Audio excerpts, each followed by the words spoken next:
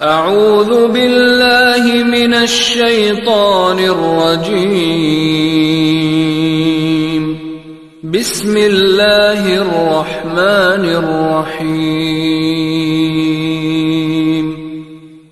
الله أكبر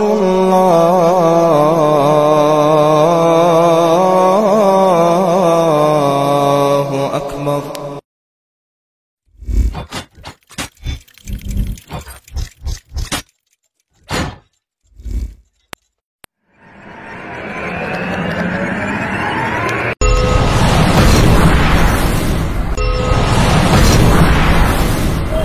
সম্মানিত উপস্থিতি, এ পর্যায়ে আপনাদের সামনে মহাগ্রন্থ আল কোরআন থেকে তাফসীর পেশ করছেন আহলে সুন্নাত ওয়াল জামাতের ভাষ্যকার, যোগ শ্রেষ্ঠ মুফাসসির, বিশ্বনন্দিত মুফাসসিরে কোরআন আল্লামা নুরুল ইসলাম সাহেব অলিপুরি।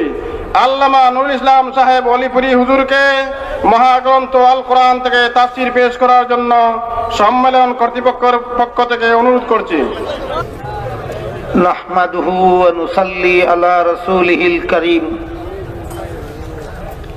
أما بعد فأعوذ بالله من الشيطان الرجيم. بسم الله الرحمن الرحيم.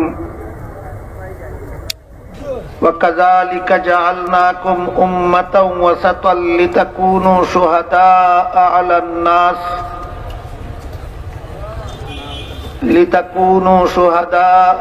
الناس ويكون الرسول عليكم شهيدا. وقال رسول الله صلى الله عليه وسلم: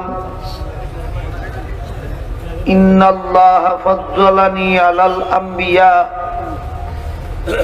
وفضل أمتي على الأمم أو كما قال عليه الصلاة والسلام. শ্রদ্ধেয় সভাপতি, হযরত উলামায়ে কেরাম, দূর দূরান্ত থেকে আগত সর্বস্তরের মুসলমান ভাইয়েরা আমার ও আমার পর্দানিশীন মা ও বোনেরা, আল্লাহর পবিত্র কালাম কোরআন শরীফের সর্বমোট 114 সূরার মধ্যে এক সূরার নাম সূরাতুল বাকারা, এবং এই সূরাই হলো সবচেয়ে বড় সূরা। এই সূরাতুল বাকারার 143 নম্বর আয়াতের প্রথমাংশ আমি আপনাদের সামনে তিলাওয়াত করেছি। এর তাফসীর প্রসঙ্গে হযরত রাসূল করিম সাল্লাল্লাহু আলাইহি ওয়াসাল্লামের এক সংক্ষিপ্ত হাদিস তিলাওয়াত করেছি। তিলাওয়াতকৃত আয়াতাংশের তাফসীর বা ব্যাখ্যা করেছেন স্বয়ং রাসূল করিম সাল্লাল্লাহু আলাইহি ওয়াসাল্লাম তার হাদিসে। আমি আশা করি আপনারা মুসলমান হিসাবে সবাই জানেন যে দুনিয়াতে হাদিসের যত কিতাব আছে এর মধ্যে সবচেয়ে বড় সহিহ হাদিসের কিতাবের নাম সহিহ বুখারী শরীফ। এই সহিহ বুখারী শরীফ দ্বিতীয় খণ্ডের তাফসীরুল কোরআন অধ্যায়, এই অধ্যায়ে এক দীর্ঘ হাদিস আছে, যে হাদিসে রাসূল করিম সাল্লাল্লাহু আলাইহি ওয়াসাল্লাম বলেন, হাশরের মাঠে হযরত নূহ আলাইহিস সালামের বেঈমান উম্মতদেরকে আল্লাহ জিজ্ঞাসা করবেন, তোমরা বেঈমান অবস্থায় মরণ বরণ করলে কেন? তোমাদেরকে ঈমানের দাওয়াত দেওয়ার জন্য কি কোনো নবী রাসূল দুনিয়াতে যাননি? কোন নবীর উম্মতদেরকে? নূহ আলাইহিস। তারা বলবে যে আমাদের কাছে ঈমানের দাওয়াত দেওয়ার জন্য কোন নবী রাসূল দুনিয়াতে যাননি, যে কারণে আমরা ঈমান আনার সুযোগ লাভ করতে পারি। অথচ হযরত নূহ আলাইহিস সালাম এক বিবরণ মতে তাদেরকে ৯৫০ বছর পর্যন্ত ঈমানের দাওয়াত দিয়েছিলেন। কতদিন? এই ৯৫০ বছরের দাওয়াতে ঈমান এনেছিল মাত্র ৪০ জন। এই ৪০ জন ছাড়া বাকি সব মানুষ নূহ আলাইহিস সালামের দাওয়াতকে প্রত্যাখ্যান করেছিল। অথচ হাসরের মাঠে আল্লাহ যখন জিজ্ঞাসা করবেন তোমরা বেঈমান অবস্থায় মরণ বরণ করলে কেন, তারা বলবে মা আতানা মিন নাযীর। বেঈমান অবস্থায় মরণ বরণ করলে চিরকালের জন্য জাহান্নামে যেতে হবে, এমন কথা শোনাবার মতো কোন নবী দুনিয়াতে আমাদের কাছে যাননি। বলুন জবাবটা তারা সত্য দিল না মিথ্যা? তখন আল্লাহ নূহ আলাইহিস সালামকে জিজ্ঞেস করবেন আপনার উম্মতেরা কি বলে? নূহ আলাইহিস সালাম বলবেন আল্লাহ আপনি জানেন, আমি এদেরকে দাওয়াত দিয়েছি, এরা ঈমান গ্রহণ করে। আজকে যদি এরা অস্বীকার করে তাতে আমার বলার কিছু নাই। তখন আল্লাহ হযরত নূহ আলাইহিস সালামকে জিজ্ঞাসা করবেন, তারা বলতেছে আপনি জাননি, ঈমানের দাওয়াত দেননি। আপনি বলতেছেন গিয়েছেন, দাওয়াত দিয়েছেন, তারা দাওয়াত গ্রহণ করেনি। আপনার দাবির পক্ষে কি কোনো সাক্ষী আছে? আপনি যে দাবি করতেছেন দাওয়াত দিয়েছেন, আপনার পক্ষে কি কোনো সাক্ষী আছে? এর পরের কথাগুলি বুঝার আগে এখানে একটা আনুষঙ্গিক কথা আমাদের মনে রাখা দরকার। সেটা হলো মানুষের আদালতে বিচারের জন্য সাক্ষীর দরকার হয়। হাদিস শরীফে রাসূল করিম সাল্লাল্লাহু আলাইহি ওয়াসাল্লাম বলেন আল বায়্যিনাতু আলাল মুদ্দাঈ ওয়াল ইয়ামিনু আলা মান আনকার। এই হাদিসের দ্বারা সুস্পষ্টভাবেই প্রমাণিত যে মানুষের আদালতে বিচারের জন্য সাক্ষীর দরকার হয়, কিন্তু আল্লাহর আদালতে বিচারের জন্য সাক্ষীর দরকার হয় না। আমাদের বোঝা দরকার মানুষের আদালতে বিচারের জন্য সাক্ষীর দরকার হয় কেন, আল্লাহর আদালতে বিচারের জন্য সাক্ষীর দরকার হয় না কেন। মানুষের আদালতে বিচারের জন্য সাক্ষীর দরকার হয় এজন্য যে আদালতে যে মামলা দায়ের করা হলো সে মামলা সত্য না মিথ্যা বিচারক নিজে দেখেনি, নিজে জানে না। সাক্ষীর জবানবন্দির দ্বারা বিচারক মামলার সত্য মিথ্যা যাচাই করতে চায়। এজন্য মানুষের আদালতে বিচারের জন্য সাক্ষীর দরকার হয়। আপনারা আমার কথা বুঝতে পারতেছেন? কোন দিন কোন জায়গায় কার দ্বারা কোন ঘটনা ঘটলো বিচারক নিজে দেখে না। কাজেই যেই ঘটনার ব্যাপারে মামলা হইল, ঘটনা সত্য না মিথ্যা এটা বিচারকের জানা নাই। তাই সাক্ষীর জবানবন্দির দ্বারা বিচারক জানতে চায় ঘটনা সত্য না মিথ্যা। তাই মানুষের আদালতে বিচারের জন্য কি লাগে?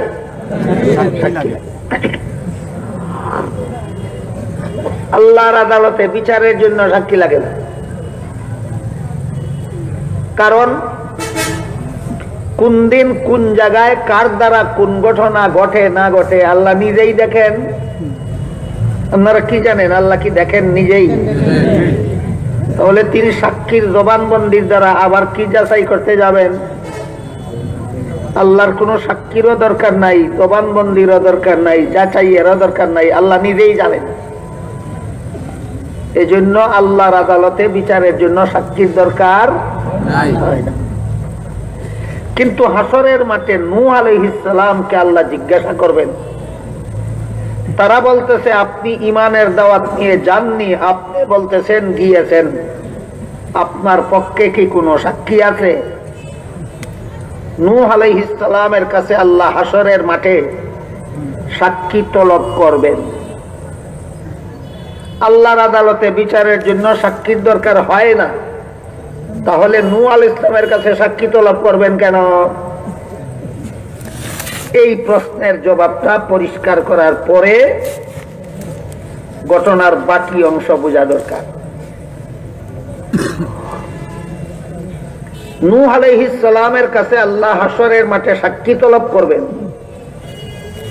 ঘটনার সত্য মিথ্যা যাচাইয়ের জন্য নয়। আল্লাহ আবার যাচাই করবেন কি? আল্লাহ তো নিজেই ভালো জানেন। সাক্ষী তলব করবেন অন্য কারণে। সেই কারণটা হলো আল্লাহ আলিমুল গায়ব, আল্লাহ অতীত বর্তমান ভবিষ্যৎ সমানভাবে জানেন। কি বলেন আপনারা? অতীত বর্তমান ভবিষ্যৎ,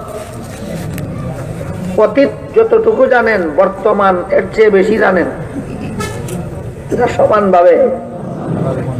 বর্তমান যতটুকু জানেন ভবিষ্যৎ একটু কম জানেন, সমানভাবে। কাজী আল্লাহ জানেন।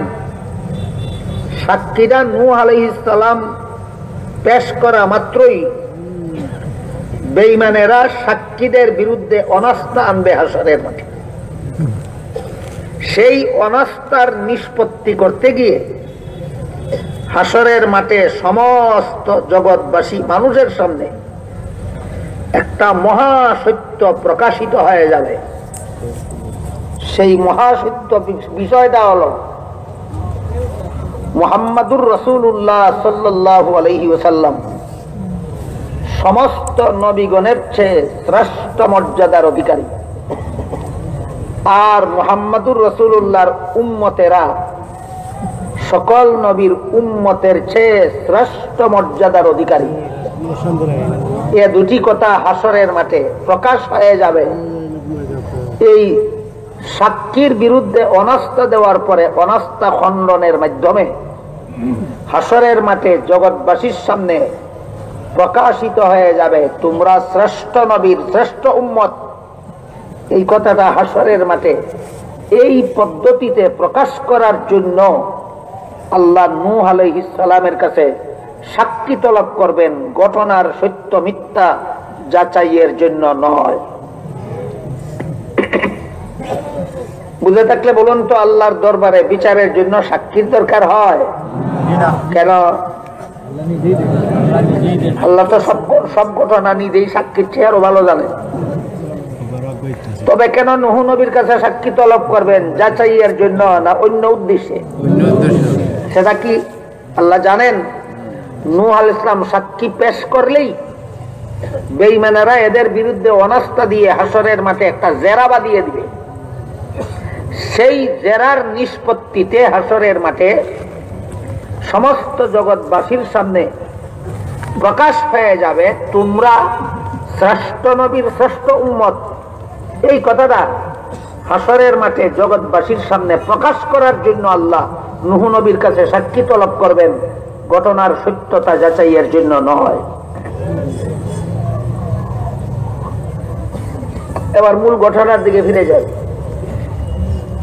আল্লাহ নূহ আলাইহিস সালামকে জিজ্ঞাসা করবেন আপনার দাবির পক্ষে কি কোনো সাক্ষী আছে? তিনি বলবেন আছে। আল্লাহ জিজ্ঞেস করবেন কে কে আপনার সাক্ষী? নূহ আলাইহিস সালাম বলবেন আখিরি জমানার নবী মুহাম্মাদুর রাসূলুল্লাহ সাল্লাল্লাহু আলাইহি ওয়াসাল্লাম এবং তার সমস্ত উম্মতেরা আমার সাক্ষী। আখিরি জমানার নবী মুহাম্মাদুর রাসূলুল্লাহ সাল্লাল্লাহু আলাইহি ওয়াসাল্লাম এবং তার সমস্ত উম্মতেরা আমার বুঝে থাকলে বলুন তো, আপনাদের নাম কি হাসরের মাঠে নূহ নবীর সাক্ষীদের তালিকায় আছে? আপনাদের সকলের নাম আছে কি নাই? অবশ্যই, অবশ্যই। নূহ নবী আপনাদেরকে সাক্ষী হিসাবে পেশ করবেন আল্লাহর দরবারে। আল্লাহর রাসূল বলেন, সহিহ বুখারী শরীফের হাদিস, যখন নূহ আলাইহিস সালাম বলবেন আখিরি জমানার নবী এবং তার উম্মতেরা আমার সাক্ষী, তখন আল্লাহ আমার উম্মতদেরকে জিজ্ঞাসা করবেন, তোমরা কি জানো এই ব্যাপারে? রাসূল বলেন, আমার উম্মতেরা বলবে, আমরা জানি নূহ নবী দাওয়াত দিয়েছেন, বেঈমানেরা কবুল করে নাই। সাক্ষী কার পক্ষে গেল? নূহ আলাইহিস সালামের পক্ষে গেল। তখন বেঈমানেরা বলবে, আল্লাহ এই সমস্ত সাক্ষীদের বিরুদ্ধে আমাদের অনাস্থা আছে, এই সমস্ত সাক্ষী আমরা মানি না, এদের বিরুদ্ধে অনাস্থা আছে। কি অনাস্থা? এরা বলবে, আমরা যখন দুনিয়াতে ছিলাম তখন এদের কেউ দুনিয়াতে ছিল না,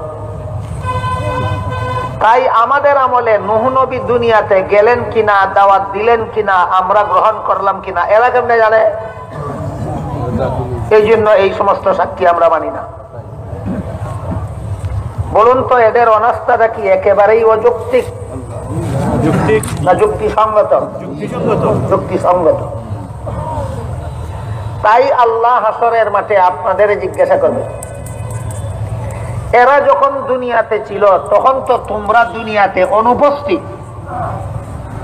সেই দুনিয়াতে নূহ নবী গেলেন কিনা, দাওয়াত দিলেন কিনা, কবুল করলো কিনা, তোমরা কিভাবে জানো?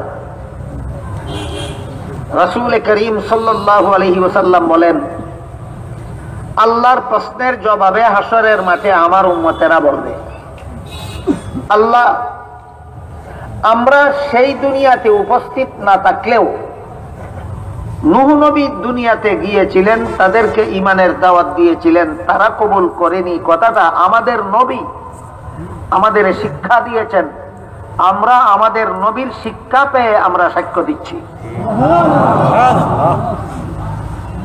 কাজেই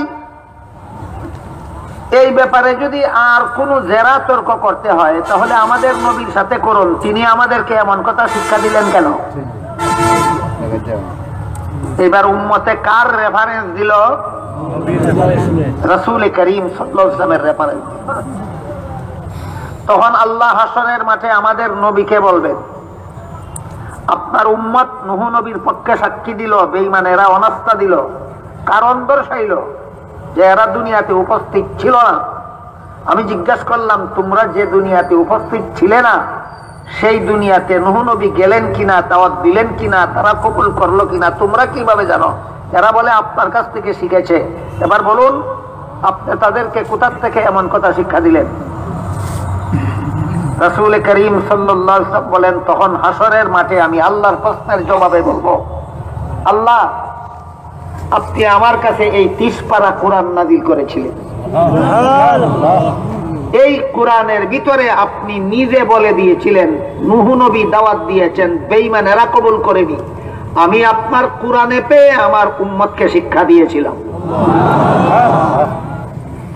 আপনার কোরআন যদি সত্য হয় তাহলে আমার শিক্ষা দেওয়া সত্য, আমার শিক্ষা দেওয়া যদি সত্য হয় তাহলে আমার উম্মতের সাক্ষী সত্য, উম্মতের সাক্ষী যদি সত্য হয় তাহলে নূহ নবীর দাবি সত্য, নূহ নবীর দাবি যদি সত্য হয় তাহলে বেঈমানদের অনাস্থা বাতিল। আল্লাহ বলবেন ঠিক আছে, আল্লাহ বলবেন ঠিক আছে।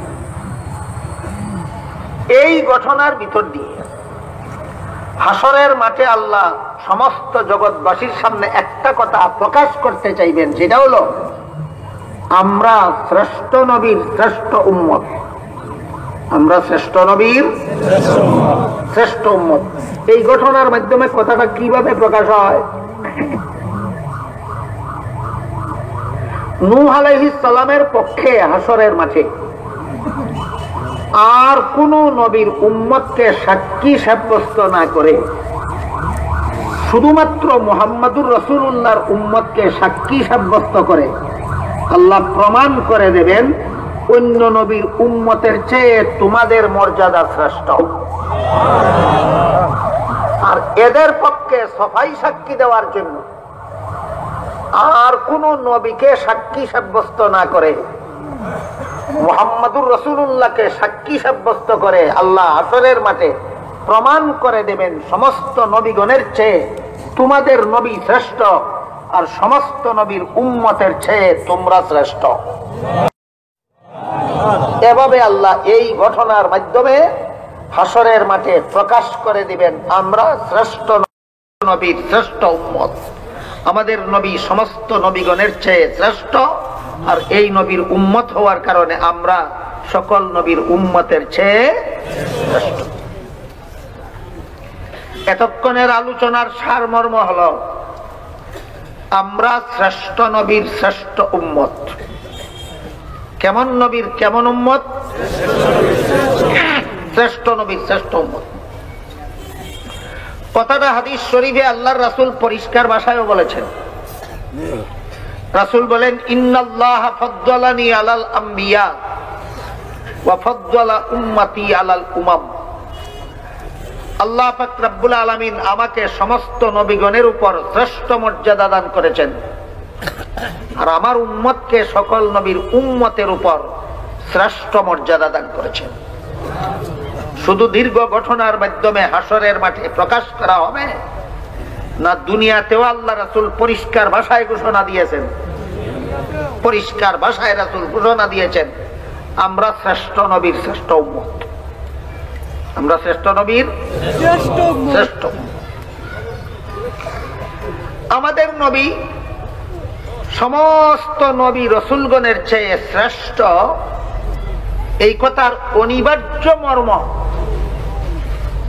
তিনি সৃষ্টির শ্রেষ্ঠ মহামানব, সৃষ্টির শ্রেষ্ঠ মহামানব মুহাম্মাদুর রাসূলুল্লাহ সাল্লাল্লাহু আলাইহি ওয়াসাল্লামকে আল্লাহ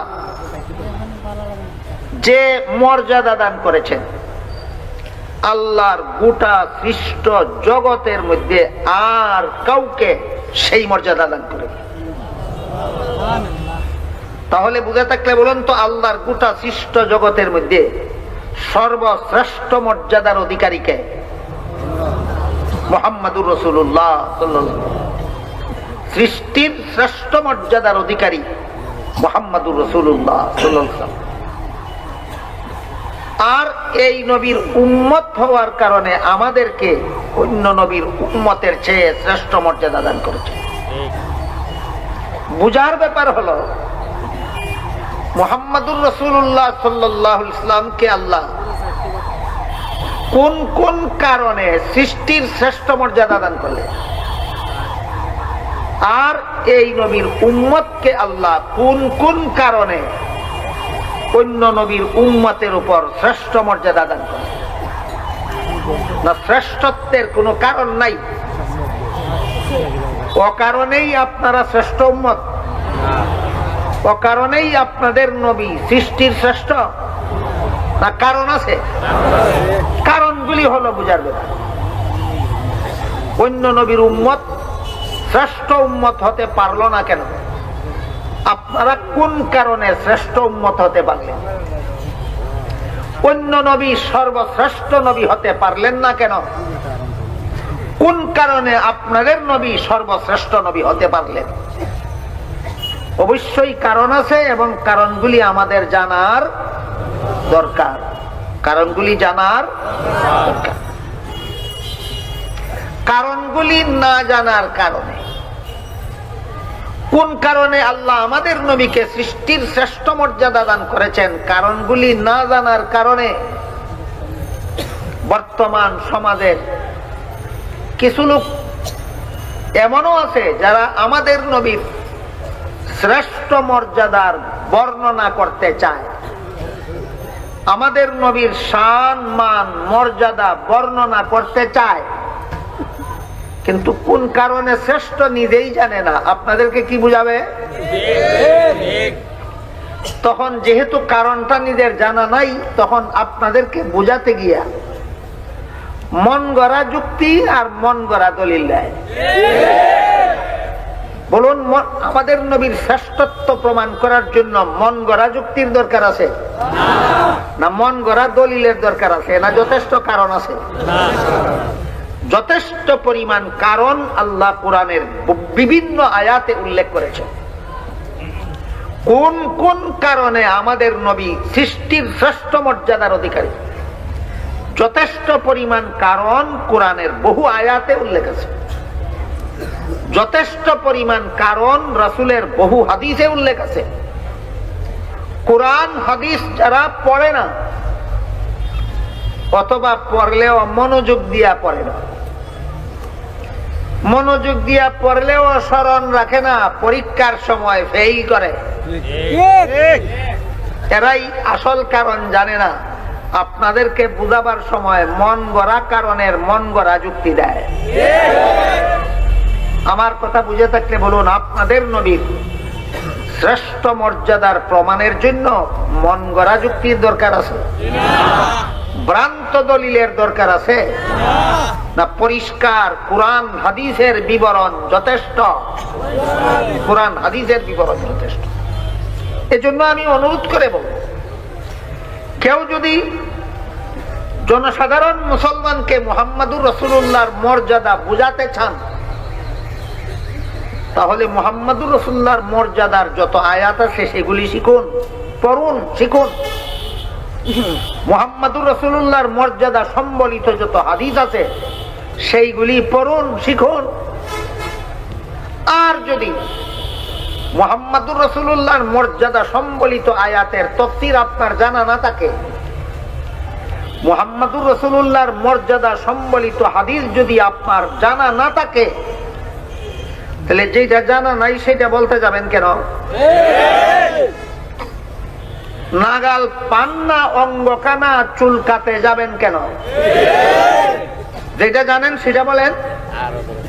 নমাজের ওয়াজ করুন, রোজার ওয়াজ করুন, কবর হাসরের ওয়াজ করুন, ফুলসিরাতের ওয়াজ করুন, কবরের সওয়াল জবাবের ওয়াজ করুন, ইবাদত বন্দেগীর ওয়াজ করুন। নবীর শান মান মর্যাদার ওয়াজ করতে আপনাকে বলে কে?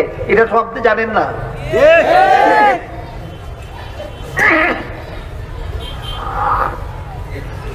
আমার কথা বুঝে থাকলে বলুন, আমাদের নবীর মর্যাদা কি সৃষ্টির শ্রেষ্ঠ নয়? আমার মন গড়া যুক্তি মতে প্রমাণিত হবে না, এর প্রমাণের জন্য কোরআন হাদিস যথেষ্ট। কোরআন হাদিসের বিবরণটা আমি জানলে আপনাদেরকে বলতে পারবো না, না জানলে? না জানলে এই বিষয়টা আমার আলোচনা না করাই দরকার। আমি যা জানি না তা আলোচনা করতে যাবো কেন?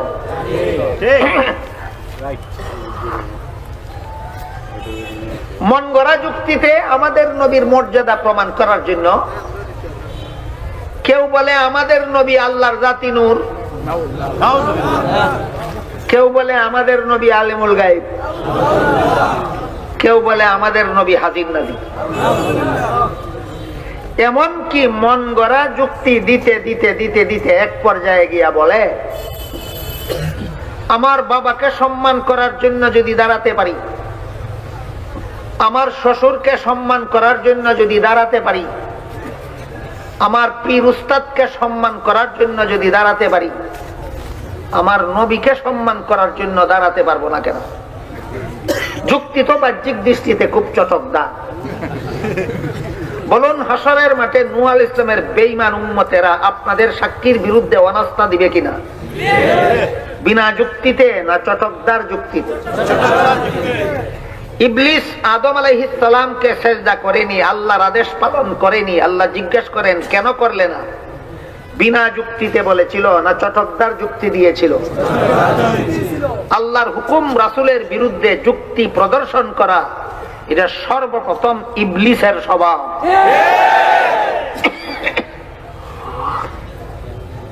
যুক্তি দিয়া যদি আল্লাহ চেনা যাইত, যুক্তি দিয়া যদি রাসূল চেনা যাইত, যুক্তি দিয়া যদি পরকাল জানা যাইত, তাইলে লক্ষাধিক নবী রাসূল পাঠাবার দরকার হইতো না, শতাধিক আসমানি কিতাব নাযিল করার দরকার হইতো না। যুক্তিবাদীরা আল্লাহকে সবচেয়ে বেশি চিনতে পারত। বলুন, আল্লাহ, নবী, আল্লাহ, রাসূল, দিন, ধর্ম কিয়ামত আখিরাত যুক্তি দিয়া চেনা যায় না দলিল দিয়া? যুক্তি দিয়া চেনা যায় না, দলিল দিয়া চেনা যায়। আমার বাবাকে সম্মান করার জন্য অবশ্যই আমি দাঁড়াবো, আমার শ্বশুরকে সম্মান করার জন্য অবশ্যই আমিও দাঁড়াবো, আপনিও দাঁড়াবেন। যার যার পীর উস্তাদ, যার যার মুরব্বীকে সম্মান করার জন্য অবশ্যই প্রতিটি বিবেকবান মানুষ অবশ্যই দাঁড়াবে, একবার দাঁড়াবে। কিন্তু আমি জিজ্ঞেস করি,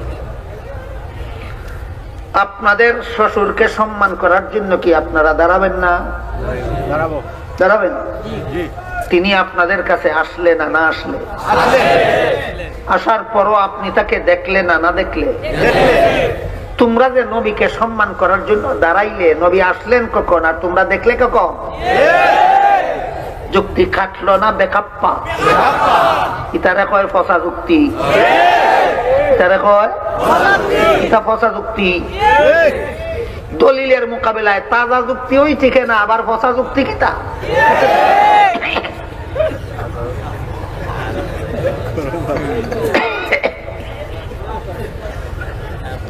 আবারও বলুন তো, আপনাদের শ্বশুরকে সম্মান করার জন্য কি আপনারা দাঁড়াবেন না?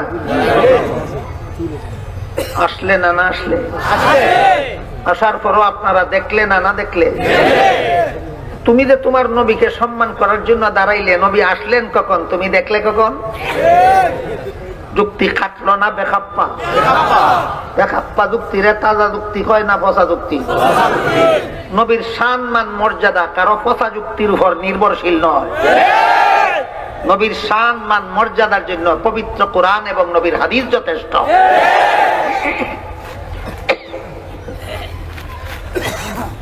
এখন বলে কি জানেন, বলেন নবী এসেছিলেন, আমরা দেখেছি, এই জন্যই দাঁড়িয়েছি।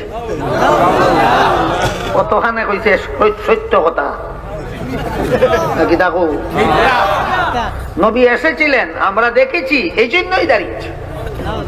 আপনি যদি বলেন নবী এসেছিলেন, তুমি দেখেছো এই জন্য দাঁড়িয়েছো, আমিও তো তোমার পাশে বসা ছিলাম, আমি দেখলাম না কেন?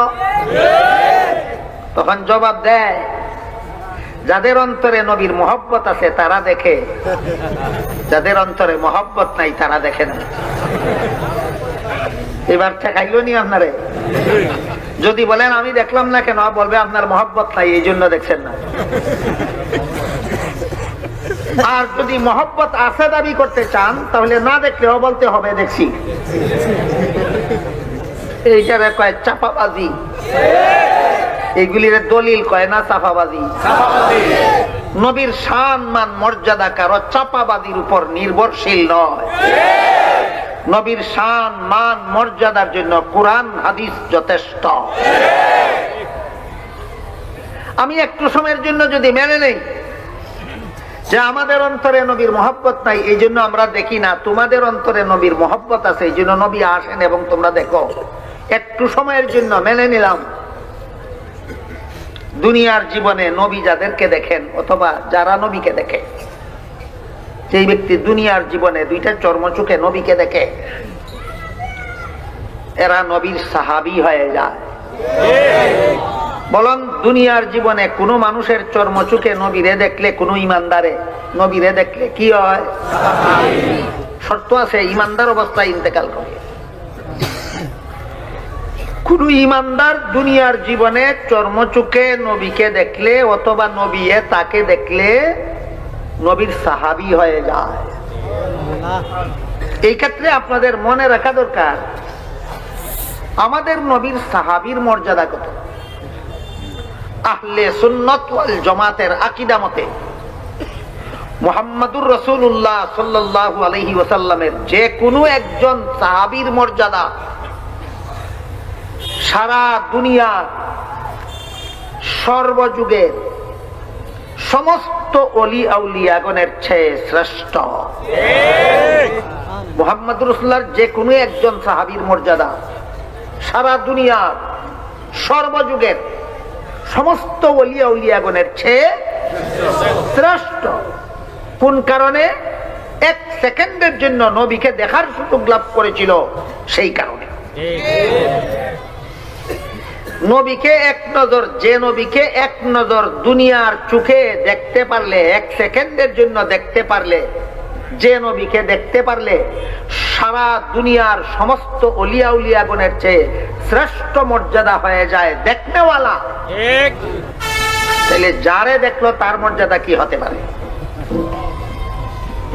কথাটা বুঝাইয়া আল্লাহর কোন ওলি বলেন, दुर्फशानी ने तेरी कतरों को दरिया कर दिया, दुर्फशानी ने तेरी कतरों को दरिया कर दिया, दिल को रोशन कर दिया, आंखों को बीना कर दिया, खुद न तेजू राह पर गैरों के हादी बन गए, क्या नजर थी जिसने मुर्दों को मसीहा कर दिया। এটা একটা কবিতা, এর সারমর্ম হলো যারে এক নজর দেখলে দেখনেওয়ালা সমস্ত ওলিগণের চেয়ে শ্রেষ্ঠ হয়ে যায়, তাহলে যারে দেখলো তার মর্যাদা কত হতে পারে? কাজেই আমরা যারা, তোমাদের কথা মতো আমরা যারা নবীরে মহব্বত করি না, এই কারণে আমরা নবীকে দেখলাম না। তোমরা যারা মহব্বত করো তোমরা দেখলা, দেখিয়া কি হইলা? সাহাবী। কও না কেন? নবীরে দেখিয়া যে তোমরা সাহাবী হইছো, কও না কেন? 7 বার মরিয়া 7 বার জিন্দা হইলেও হইতো না, সাহাবী হইছি হইতো না। জিগাউকা কইব না আমরা সাহাবী হইছি না। কে বুঝো, দুনিয়ার জীবনে নবীরে দেখার বাদে যে সাহাবী হতে পারে না, সে মুমিন মুসলমান নয়। আবু জাহাল দুনিয়াতে নবীকে দেখেছিল কিনা? সাহাবী হতে পারলো না কেন? বেঈমানে দেখলে সাহাবী হয় না। বলুন, আবু লাহাব দুনিয়াতে নবীকে দেখেছিল কিনা? সাহাবী হতে পারলো না কেন? বেঈমানে দেখলে সাহাবী হয় না। আবু বকর সিদ্দিক রাদিয়াল্লাহু আনহু নবীকে দেখেছিলেন কিনা? উমর ফারুক রাদিয়াল্লাহু আনহু দেখেছিলেন কিনা? ই দুইজনেও দেখলা, হাও দুইজনে দেখলো, ই দুইজন সাহাবী, এই দুইজন সাহাবী না। ঘটনাটা কিটা? দুনিয়ার জীবনে চর্মচুকে নবীরে মুমিনে দেখলে সাহাবী হয়, বেঈমানে দেখলে সাহাবী হইতে পারে না। আমরার মহব্বত আসেনি নাই, বিচার বাদে হইব, আগে তোমরার বিচার হোক। তোমরা হয়তো সাহাবী নয়তো বেঈমান, হয়তো সাহাবী নয়তো বেঈমান, হয়তো সাহাবী হয়তো।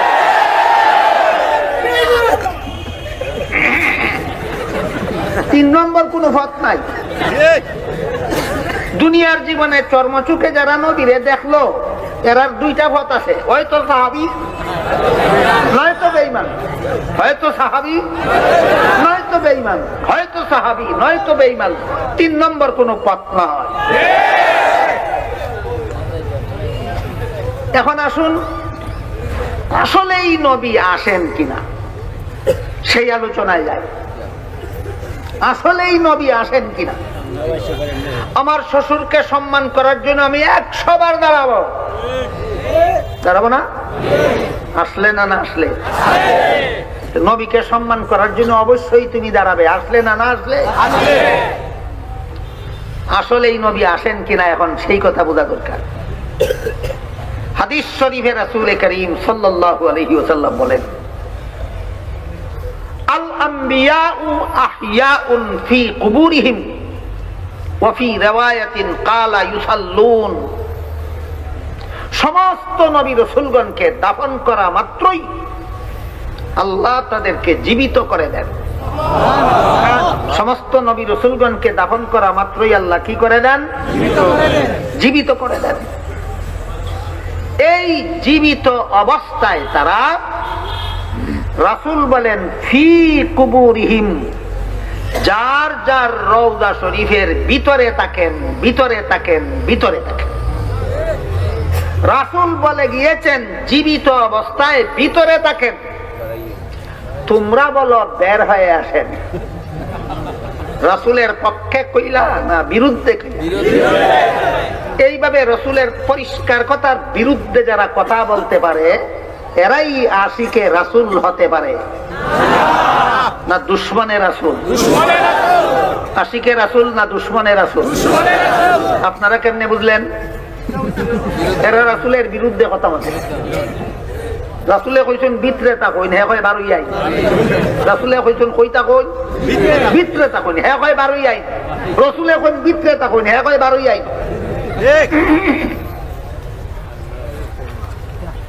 একটা মিছা কথা টিকানির লাগি 100টা মিছা মাতে। এই মিছা কথার টিকানির লাগি কয় আসলাম ওইতে, দেখছিলাম ওইতে, মহব্বত আছে ওই, এই কারণে তোমরা মহব্বত নাই, এই গতিকে তোমরা দেখছো না। যত সব মিছা কথা, একটা মিছা কথা টিকানির লাগি। আহলে সুন্নাত ওয়াল জামাতের মুসলমানদের আকীদা, সমস্ত নবী রাসূলগণকে দাফন করা মাত্রই আল্লাহ তাদেরকে জীবিত করে দেন। কাজেই যারা বলবে দাফন করার পরেও নবী মৃত থাকেন, তারা আহলে সুন্নাত ওয়াল জামাত হতে পারবে না। যে কোন নবী রাসূল দাফন করার পরেও মৃত থাকেন যদি কেউ মনে করে, সে যাই কিছু হোক, আহলে সুন্নাত ওয়াল জামাত হতে পারবে না। যত কথা বিশ্বাস করলে একজন মুসলমান আহলে সুন্নাত ওয়াল জামাত হয়, এর মধ্যে একটা কথা হলো নবী রাসূলগণকে দাফন করা মাত্রই আল্লাহ জীবিত করে দেন। 2 নম্বর কথা হলো, জীবিত হয়ে তারা কোথায় কোথায় যান না? রাসূল বলে গেছেন রওজা শরীফের ভিতরে থাকেন, কোথাও যান না, রওজা শরীফের ভিতরে থাকেন। সুতরাং রাসূল বলেছেন নবীগণ জীবিত হয়ে রওজা শরীফের ভিতরে থাকেন। কাজেই যে বলবে বের হয়ে আসেন, সে রাসূলের কথা মানে না, সে আহলে সুন্নাত ওয়াল জামাত হতে পারে না, সে বেদাতি ছাড়া আর কিছুই হতে পারে না। আরো পরিষ্কার কথা, পৃথিবীর বিখ্যাত হাদিসের কিতাবগুলির মধ্যে একটা হাদিসের কিতাবের নাম মিশকাত শরীফ। কি নাম? মিশকাত শরীফ, 2য় খণ্ডের 403 পৃষ্ঠায় বাবুল কিয়াম, কিয়াম অধ্যায়ে বর্ণিত বিভিন্ন হাদিসের মধ্যে এক হাদিসে উল্লেখ আছে, আল্লাহ রাসূল বলেন, লা তাকুমু কামা তাকুমুল আআজিমু ইউআযিমু বাযুহুম বাযা। হে আমার উম্মতেরা, হে আমার সাহাবাগণ, তোমরা আমাকে সম্মান করার নামে দাঁড়াবে না। সম্মান করার নামে দাঁড়ানো নবীর তরিকা নয়, রাজনৈতিক নেতাদের তরিকা। কোন রাজনৈতিক নেতা যদি আপনার দ্বারে কাছে আসে আর আপনি যদি দাঁড়িয়ে সম্মান না করেন, 12টা বাজাইয়া দিব। রাসূল বলেন দাঁড়াইয়া সম্মান করা অনারবী রাজনৈতিকদের অহংকারী পদ্ধতি, নবীর বিনয়ী পদ্ধতি নয়। একই কিতাবের একই পৃষ্ঠায় আরেক হাদিস, রাসূল করিম সাল্লাল্লাহু আলাইহি ওয়াসাল্লামের একজন একটানা 10 বছরের খাদিম সাহাবী, একটানা রাসূলের খেদমত করছেন কতদিন? 10 বছর। হযরত আনাস রাদিয়াল্লাহু তাআলা আনহু বলেন, হে দুনিয়ার মানুষেরা শোনো, তোমরা যারা নবীকে দেখো নাই, তোমাদের চেয়ে আমরা যারা নবীকে দেখেছি, নবীর সাথে চলাফেরা করেছি, নবীর মর্যাদা তোমাদের চেয়ে আমরা বেশি জানি। একটা অবাস্তব কথা বললেন। যারা নবীকে পাইল না, এদের চেয়ে যারা নবীর সাথে চলাফেরা করেছেন তারা নবীর মর্যাদা বেশি জানেন। এটা অবাস্তব না বাস্তব? হযরত আনাস রাদিয়াল্লাহু তাআলা বলেন, হে দুনিয়ার মানুষেরা শোনো, তোমরা যারা নবীকে পাইছো না, তোমাদের চেয়ে আমরা যারা নবীর সাথে চলাফেরা করেছি, আমরা তোমাদের চেয়ে নবীর মর্যাদা বেশি জানি। আমরা নবীর সাহাবীরা নবী না আসলে দাঁড়াবো দূরের কথা, নবীকে না দেখে দাঁড়াবো দূরের কথা, নবী দুনিয়াতে থাকাকালে আমাদের কাছে আসলে সচক্ষে দেখলেও আমরা নবীর সম্মানের নামে দাঁড়াইতাম না। কেন? লিমা ইয়ালামুনা মিন কারাহিয়াতিহি সাল্লাল্লাহু আলাইহি ওয়াসাল্লাম লিযালিক। কারণ আল্লাহর রাসূল তাকে দাঁড়াইয়া সম্মান করাকে মনে প্রাণে ঘৃণা করেন। নবী সাহাবী বলেন, নবী দুনিয়াতে থাকাকালে সশরীরে আসলে সচক্ষে দেখলেও আমরা সাহাবাগণ নবীর সম্মানের নামে আমরা দাঁড়াইতাম না। কেন দাঁড়াইতাম না? কারণ আমরা জানতাম দাঁড়াইয়া সম্মান করাকে নবী ঘৃণা করেন। দাঁড়াইয়া সম্মান করাকে নবী, যেই কাজটা নবী ঘৃণা করেন এই কাজটাই নবীকে সম্মান করার পদ্ধতি। কুযুক্তি আর কারে কর? একই কিতাবের একই পৃষ্ঠায় আরেক হাদিস হযরত রাসূল করিম সাল্লাল্লাহু আলাইহি ওয়াসাল্লাম বলেন, মান সাররাহু আইয়াতামাসসালা লাহুর রিজালু কিয়ামান ফালইয়াতাবাওয়া মাকআদাহু মিনান নার। যাকে দাঁড়াইয়া সম্মান করলে খুশি হয় সে জাহান্নামী। কোন কিতাবের হাদিস? মিশকাত শরীফ দ্বিতীয় খণ্ড 403 পৃষ্ঠায় বাবুল কিয়াম, কিয়াম অধ্যায়ে উল্লেখিত হাদিস। আল্লাহর রাসূল বলে গেছেন, যাকে দাঁড়াইয়া সম্মান করলে খুশি হয় সে জাহান্নামী, যাকে দাঁড়াইয়া সম্মান করলে খুশি হয় সে জাহান্নামী। কাজেই নবীকে দাঁড়াইয়া সম্মান করলে খুশি হবেন। নবী নিজেই বললেন, যারা দাঁড়াইয়া সম্মান করলে খুশি হয় সে জাহান্নামী, আবার নবী নিজেই দাঁড়াইয়া সম্মান করলে খুশি হবেন। তাহলে এই কি সমস্ত কুযুক্তি কেন? একমাত্র কারণ, কোন কারণে আল্লাহ আমাদের নবীকে সৃষ্টির শ্রেষ্ঠ মর্যাদা দান করেছেন তা অবশ্যই কোরআনের বিভিন্ন আয়াতে উল্লেখ আছে, রাসূলের বিভিন্ন হাদিসে উল্লেখ আছে। এইগুলি পড়ে না, শিখে না, জানে না, বুঝে না, আপনাদেরকে বুঝাবে কি দিয়া? এইরকম কুযুক্তি দিয়া। এবার আমরা একটা সারমর্ম উদ্ঘাটন করা দরকার। আমাদের নবীর মর্যাদা সৃষ্টির শ্রেষ্ঠ কিনা? সৃষ্টির শ্রেষ্ঠ কিনা? শ্রেষ্ঠ। আমাদের যুক্তির দ্বারা, আমার যুক্তির দ্বারা প্রমাণিত হবে না কোরআন হাদিসের দলিল যথেষ্ট? তাইলে আমার শ্বশুরকে যদি সম্মান করার জন্য দাঁড়াতে পারি, আমার নবীকে সম্মান করার জন্য দাঁড়াতে পারবো না কেন? এই কথাটা কোরআনের কোন সূরার কত নম্বর আয়াতের তরজমা? এই যুক্তিটা কোন কিতাবের কত নম্বর পৃষ্ঠার হাদিস? না কোরআনও নয়, হাদিসও নয়, মন গড়া যুক্তি। বলুন, আপনাদের নবী মন গড়া যুক্তি, আপনাদের নবীর মর্যাদা মন গড়া যুক্তির উপর নির্ভরশীল না কোরআন হাদিস যথেষ্ট?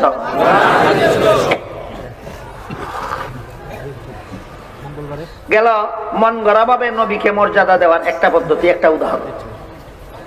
আর একটা উদাহরণ, কোরআনে আল্লাহ নবীকে কোন কারণে সৃষ্টির শ্রেষ্ঠ মর্যাদা দিয়েছেন পরিষ্কার ভাষায় বলেছেন বহু আয়াতে।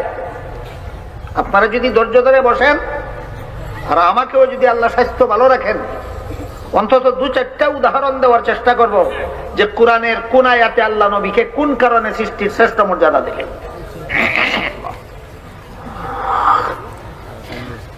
এগুলি যারা পড়ে না, শিখে না, জানে না, বুঝে না, এরা আপনাদেরকে নবীর শান মান মন গড়া যুক্তি দিয়ে বুঝাইয়া আপনাদেরকে নিজের ভক্ত বানাতে চায়।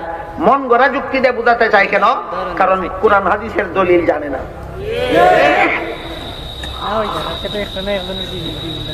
আরেকটা মন গড়া যুক্তি হলো,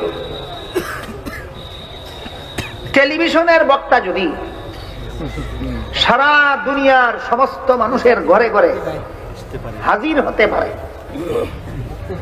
তাইলে আমার নবী কেন পারবেন না? এইটারে যুক্তি না কই, আমি কুযুক্তি কই। যুক্তি না কুযুক্তি? কেমনে কেমনে কুযুক্তি একটু বোঝার চেষ্টা করি। আপনাদের যাদের ঘরে টেলিভিশন আছে, যারা টেলিভিশন দেখার অভ্যাস রাখেন, টেলিভিশনের ব্যাপার সেবার মোটামুটি বুঝেন, তারা একটু আমার কথার জবাব দিবেন। টেলিভিশনের ভিতরে বক্তা নিজেই এসে হাজির হয় না তার ছবি দেখা যায়? বক্তা যদি আসতে পারে, নবী কেন আসতে পারবেন না? যুক্তির ফাউন্ডেশনই তো ভুল। বক্তা আসে? বক্তা আসে না, বক্তার ছবি আসে। বক্তা আসে না, ছবি আসে। সে যে কইল বক্তা আসতে পারে, এটা কি টেলিভিশনে বক্তা আসে না ছবি আসে? জেনে শুনে কইল না গন্ড মূর্খ? তোমার যুক্তির ফাউন্ডেশন ওই গন্ড মূর্খতার উপর। কোন টেলিভিশনের ভিতরে বক্তা আসে না, তার ছবি আসে। তারপরে একটু সময়ের জন্য যদি আমি মেনে নেই, একটু সময়ের জন্য মেনে নিলাম, বক্তাই আসে। তাহলে তোমার নবীকে তুমি কেমন মর্যাদা দিলে, কেমন গুণে গুণান্বিত বানাইলা তোমার নবীকে? যেই গুণে গুণান্বিত বানাইছো আগে টেলিভিশনের বক্তাকে। টেলিভিশনের বক্তাও আসতে পারে, তোমার নবীও আসতে পারে। এটার নাম হইল নবীর মর্যাদা টেলিভিশনের বক্তার চেয়ে শ্রেষ্ঠ। শ্রেষ্ঠ সাব্যস্ত করলো না সমান সাব্যস্ত করলো? তাহলে নবীর মান হইল না অপমান? করে অপমান মন গড়া ফসা যুক্তি দিয়া, আর আপনারা বুঝায় করছি মান। বলেন মান দিল না অপমান করলো? অপমান। এর চেয়ে বড় নিকৃষ্টতম অপমান নবীর শানে আর কিছুই হতে পারে না। যে টেলিভিশনের বক্তা যদি আসতে পারে, নবী আসতে পারবেন না কেন? এটা অপমানজনক ফসা যুক্তি।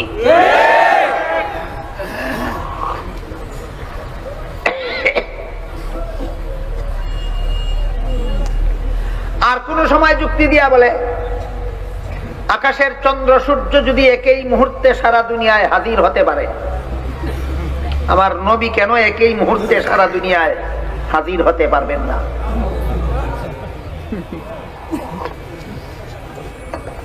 ভূগোল সম্পর্কে সাধারণ নলেজ যারা রাখে, ভূগোল একটা সাবজেক্ট আছে তো, ভূগোল বিষয়ে যারা প্রাথমিক ভূগোলটা পর্যন্ত যারা মোটামুটি বুঝেন, তারা আমার কথার জবাব দিবেন। আকাশের চন্দ্র সূর্য একই মুহূর্তে সারা দুনিয়ায় থাকে। বর্তমান আমেরিকার আকাশে সূর্য আছে, বাংলাদেশের আকাশেও আছে। তাহলে চন্দ্র সূর্য যদি একই মুহূর্তে সারা দুনিয়ায় হাজির হতে পারে, এই কথা যে গণ্ড মূর্খ বলতে পারে, এই গণ্ড মূর্খ সাধারণ ভূগোলও বুঝে না। এটা এত বড় গোয়ার, এটা সাধারণ ভূগোলও বুঝে না। বলুন, বর্তমান বাংলাদেশের আকাশে সূর্য আছে? কোন দেশের আকাশে আছে? একই মুহূর্তে সারা দুনিয়ায় হাজির হইল কোথায়? এত গোয়ার তুমি কেন? এত মূর্খতা কেন? মূর্খতারও একটা সীমানা থাকা দরকার। গণ্ড মূর্খতারও একটা সীমানা থাকা দরকার।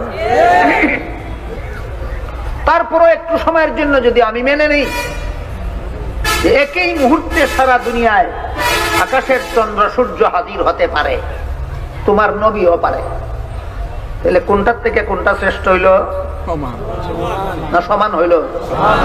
আপনাদের নবীর মর্যাদা কি সূর্যের সমান? আপনাদের নবীর মর্যাদা কি চন্দ্রের সমান? না সৃষ্টির শ্রেষ্ঠ?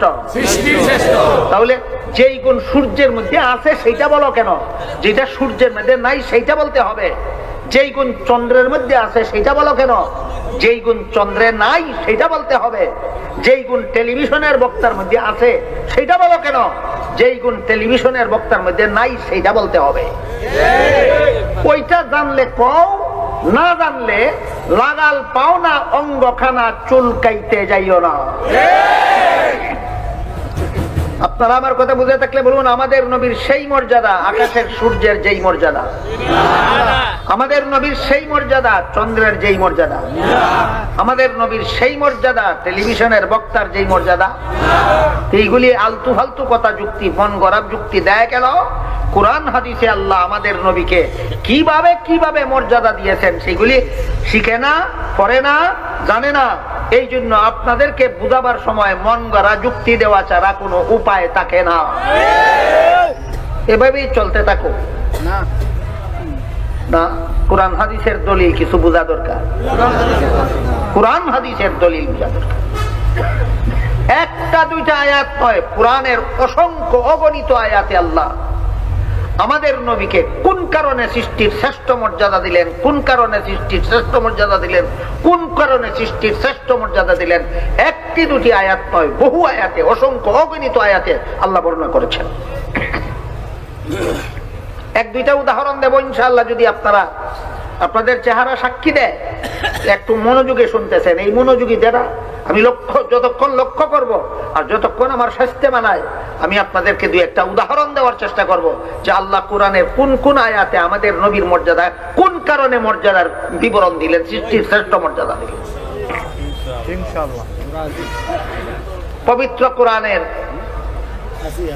114 সূরার মধ্যে এক সূরার নাম আছে সূরায়ে আহজাব।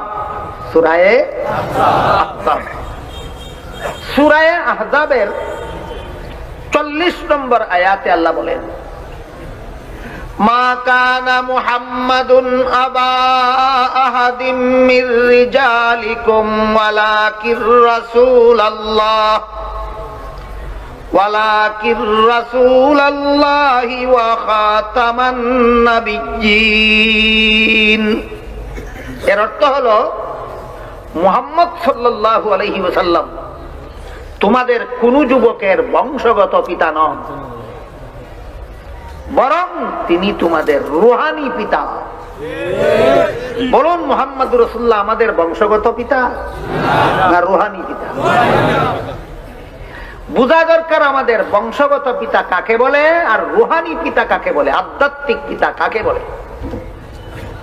যে পিতার শরীরের অংশ দ্বারা সন্তানের শরীর গঠন হয়, এমন পিতাকে বংশগত পিতা বলা হয়। আর যার রুহানি ফয়েজ আর বরকতের দ্বারা অপরের রুহু জিন্দা হয়, এইসব ভাষায় কইলে আপনারা বুঝবেন না, একটু বাংলায় বুঝাবার চেষ্টা করেন।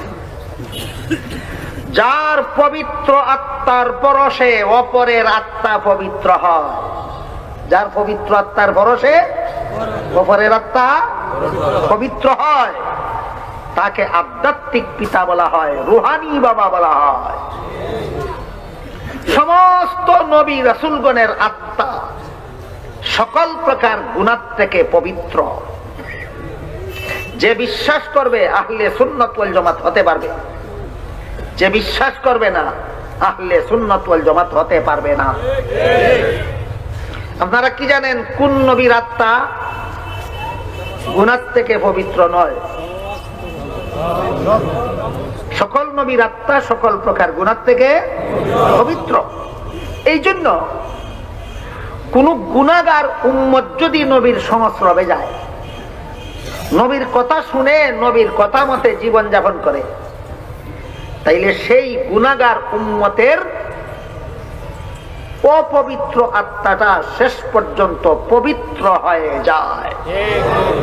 কথাটা কেমনে বুঝাই? পরিষ্কার পানি, সাবানের পানি, কাপড় ধোয়ার পাউডার আছে না, কাপড় ধোয়ার পাউডারের পানি, পানিটা তো পরিষ্কার, কিন্তু আপনার গায়ের জামা ময়লা, গায়ের জামা ময়লা, গায়ের ময়লা জামাটা এই পরিষ্কার কাপড় ধোয়ার পাউডার গুলা পানির মধ্যে চুবাইলে শেষ পর্যন্ত এই ময়লাযুক্ত জামাটা ময়লা থাকে পরিষ্কার হয়ে যায়। যেমন ভাবে ময়লাযুক্ত কাপড় সাবানের পানির মধ্যে ধুলাই করলে ময়লাযুক্ত কাপড় পরিষ্কার হয়ে যায়, ঠিক তেমনি ভাবে গুনাহগার অন্তরওয়ালা উম্মত বেগুনা নবীর সহবতে গেলে উম্মতের গুনাহ পরিষ্কার হইয়া আবার উম্মত বেগুনা হইয়া যায়। এই জন্য সমস্ত নবী রাসূলগণ আপন আপন উম্মতের রুহানি বাবা, সমস্ত নবী রাসূলগণ আপন আপন উম্মতের রুহানি বাবা। বুঝতে পেরেছেন কিভাবে? নূহ আলাইহিস সালাম নিজের উম্মতের রুহানি বাবা। কেন? নূহ আলাইহিস সালামের নিজের পবিত্র আত্মার পরশে তার অনুসারী উম্মতদের অপবিত্র আত্মা পবিত্র হয়েছিল। অপবিত্র আত্মা, একই কথা ইব্রাহিম আলাইহিস সালামের বেলায়, একই কথা মুসা আলাইহিস সালামের বেলায়, একই কথা ঈসা আলাইহিস সালামের বেলায়, একই কথা মুহাম্মদুর রাসূলুল্লাহ সাল্লাল্লাহু আলাইহি ওয়াসাল্লামের বেলায়। সমস্ত নবী রাসূলগণ আপন আপন উম্মতের রুহানি বাবা। বলেন তো কোন নবী নিজের উম্মতের রুহানি বাবা? সমস্ত নবী। তাই আল্লাহ বলতেছেন, মা কানা মুহাম্মাদুন আবা আহাদিম মির রিজালিকুম ওয়ালাকির রাসূলুল্লাহি ওয়া খাতামান নাবিয়্যিন। মুহাম্মদ সাল্লাল্লাহু আলাইহি ওয়াসাল্লাম তোমাদের কোন যুবকের বংশগত পিতা নন, বরং রুহানি বাবা। বুঝে থাকতে বলুন, শুধু তিনি আমাদের রুহানি বাবা না সমস্ত নবী যার যার উম্মতের রুহানি বাবা? যেখানে সমস্ত নবী যার যার উম্মতের রুহানি বাবা, সেখানে মুহাম্মদুর রাসূলুল্লাহ নিজের উম্মতের রুহানি বাবা হইলে শ্রেষ্ঠত্ব প্রমাণ হয়। বুঝেন নাই কথাটা? যেখানে নূহ নবী নিজের উম্মতের রুহানি বাবা, ইব্রাহিম নবী নিজের উম্মতের রুহানি বাবা, মুসা নবী নিজের উম্মতের রুহানি বাবা, ঈসা নবী নিজের উম্মতের রুহানি বাবা, সেখানে মুহাম্মদুর রাসূলুল্লাহ নিজের উম্মতের রুহানি বাবা হইলে অন্য নবীর থেকে শ্রেষ্ঠ মর্যাদা প্রমাণ হয় না? এই কারণে আল্লাহ বলেন ওয়া খাতামান নাবিয়্যিন,